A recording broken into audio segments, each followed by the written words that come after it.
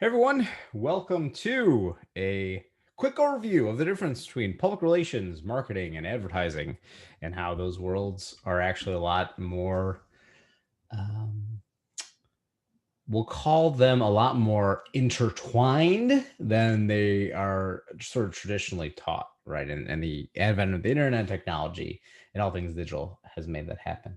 This is going to be a very bare bones explanation of what it is. And so let me share my screen here. We're using a digital whiteboard. I think that this will be a fun exercise. So in a traditional sense, actually, before I go into that, the scope and the purpose of this particular video is to help educate people who maybe don't know the difference between marketing, PR, and advertising, or the similarities for that matter. If you've taken a marketing class, you're a marketing major, maybe this will be a cool thing for you. Or if you're a PR minor, P.S., we have a minor in public relations. I'm the one who teaches basically all classes but one. That is something that you might want to consider. So the core idea here is that we have public relations, we have marketing, and we have advertising. Okay. And in the most traditional sense ever, what would happen in the most traditional sense ever is that we would have some sort of, let me get to a drawing tool right here. We're going to make the width a little bit bigger. Okay. We would have marketing. Oh man, this is going to look hideous.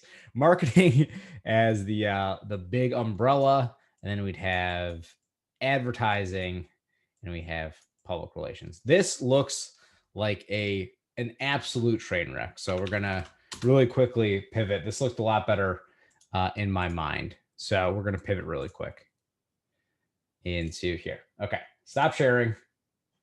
Okay. Reshare this screen. Here we go. Okay. So, yikes. Apologies about that. I really wanted to use the tool and I thought this would be a good opportunity to do it. Okay. So we have marketing as this big umbrella. We have, we'll call it public relations. And we have down here, we will call it advertising. And I'll go into some of the nuance and the difference between all of that in a second here. But in the most traditional sense, what would happen is that we would, here we'll do, no, we don't want that shape. We will use this shape as the shape that we want. And we will twist it like that. And we'll move it here. And we'll move this. And we'll move this. And we'll make it a little bit bigger. Make it like this. We'll send it to the back so that it looks like this. Okay. So in a traditional world, you would have marketing, public relations, and advertising. And so marketing, just to give you a bare bones definition here, marketing is how a company markets their product. And how they bring the product to marketing, which is why there's a whole industry called product marketing, how you market a product. So what we're basically saying with product marketing, or with anything marketing, we're saying that we are considering segments, which we'll get into in a second. We're considering things like demographics. We're considering things like psychographics, and we're considering a lot of sort of like individual preferences, which is to say basically this. Skadoosh. Okay.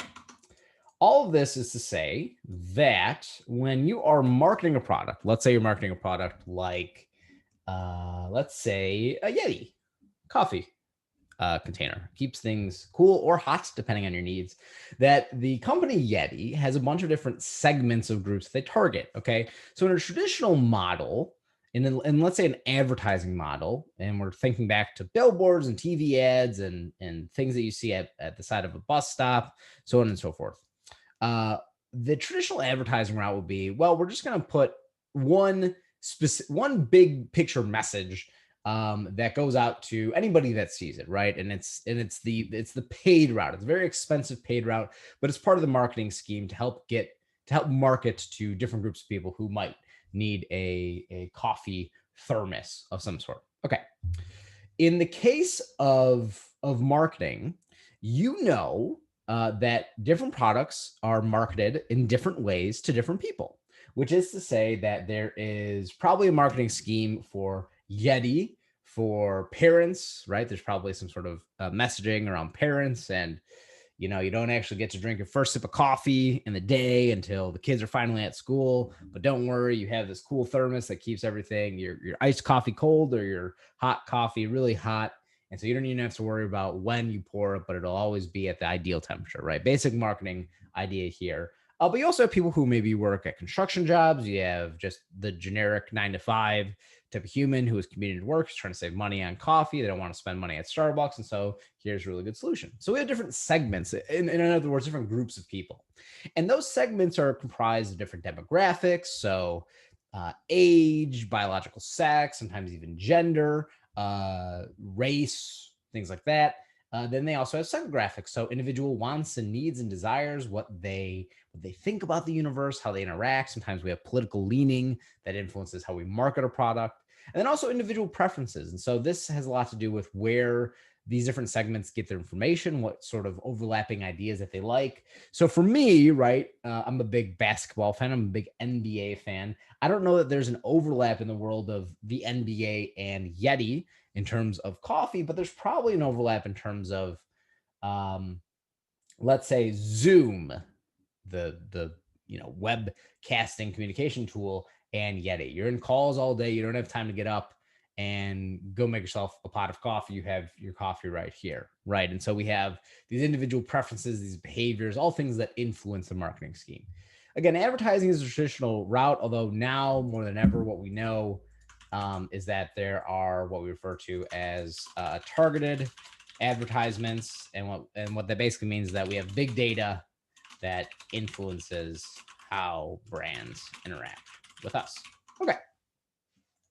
So we market the product. We want to bring it to market. We target specific groups of people. In a traditional sense, advertising, we would advertise to a large mass audience. We would think that kids are watching TV at from 8 o'clock to 12 o'clock on a Saturday morning. And so we're going to run our ads on Cartoon Network or PBS Kids or whatever those shows are. We're going to make those advertisements targeted. But now more than ever, and I talked about this in class, and I have some supplemental videos, we know that those targeted ads are based on a lot of your viewing habits and behaviors. If you're on The Loft's website, which is a very expensive high-end women's clothes store, and you have some things in your cart and you're perusing, you might happen to stumble upon advertisement, a targeted ad from The Loft of a product that you viewed previously, but that you didn't purchase. That is part of their marketing scheme, although the advertising department would make that happen. Now, something that I'd like to add here, because I know that people are really interested in it, is this idea of search engine optimization. Now, with SEO, and I'll get to how all these worlds are connected in a second, with SEO, what we typically think about is how a brand can use keywords, how they can use basic web viewing patterns, so how people navigate websites, what things they click, what things they don't click, to help get you to their page. So if I was to this is an incognito tab. So if I were to look up women's clothes, right? SEO from all these places, these are some close places to me, helps us dictate what things we see in what order, right? So Kohl's has really good SEO, Target, Macy's, Nordstrom, H&M, Nordstrom's Express, ASOS, Anthropologie, Amazon, and then we have some ads. So if you're a company like Stitch Fix, which is a box service, you would run an ad on the front page for when people search women's clothes. We have ads here for some specific purchases that people might want to make. But if you're a big company here, the SEO of your brand makes so that Kohl's doesn't have to pay money to get an ad on the front page.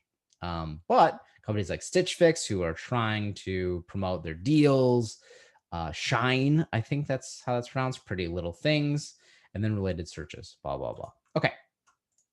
So all of that is to say that now more than ever, we have a lot of targeting when it comes to how we interact with people. And in the class like social media, it makes sense to talk about this because when you are on social media and you come across ads, sometimes you get generic ads for Budweiser, even though I don't drink beer, but I get ads for Miller Coors and Budweiser because my demographic profile as like a 30-something-year-old white dude who has kids, like this dude must love beer. Like in their etchings in their offices, they're like, this guy must love beer. And I don't drink.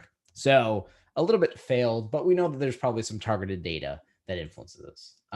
Public relations, on the other hand, if we skew this over here, I'm just going to write out a loose definition is how we build relationships with the public.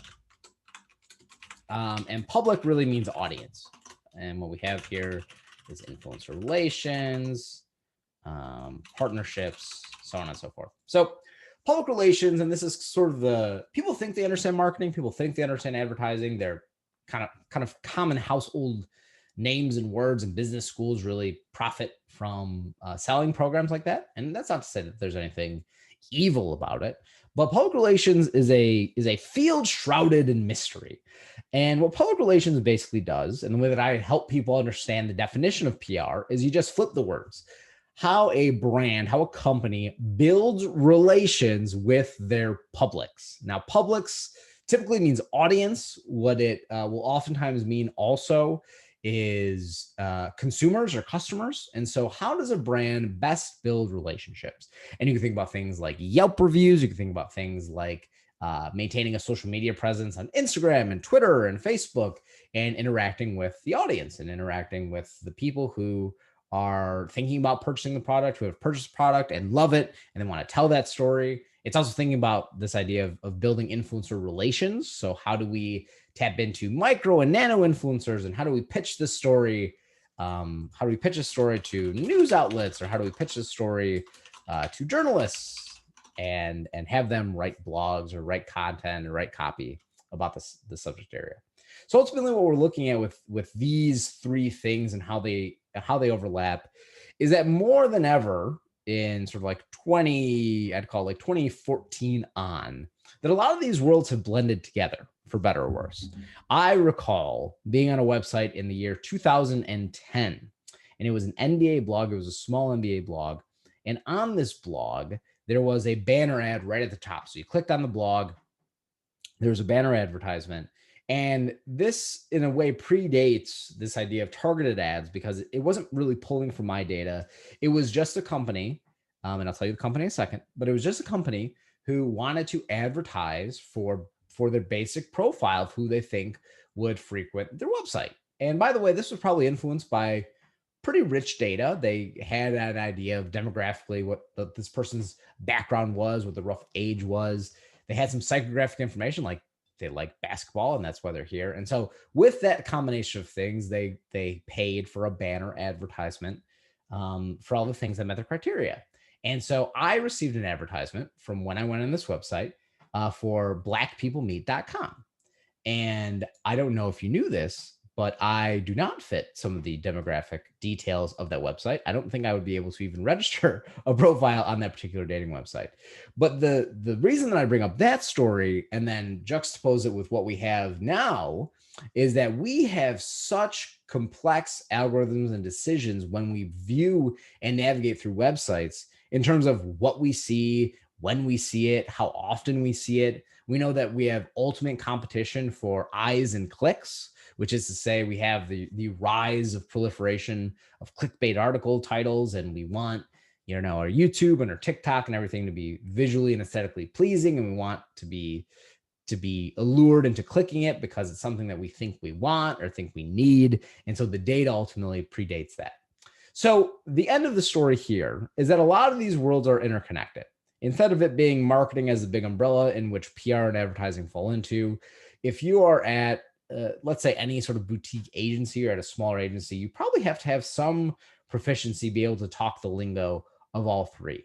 If you're at a really big agency, right, you probably have independent markets who, have a marketing department and advertising and PR, and maybe you have, the head of SEO, and all they do is think about how to best upsell people with charges and things like that.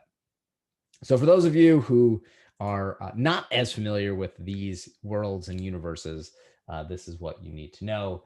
And of course, if you have any other questions, you can let me know, and I'll talk to you soon.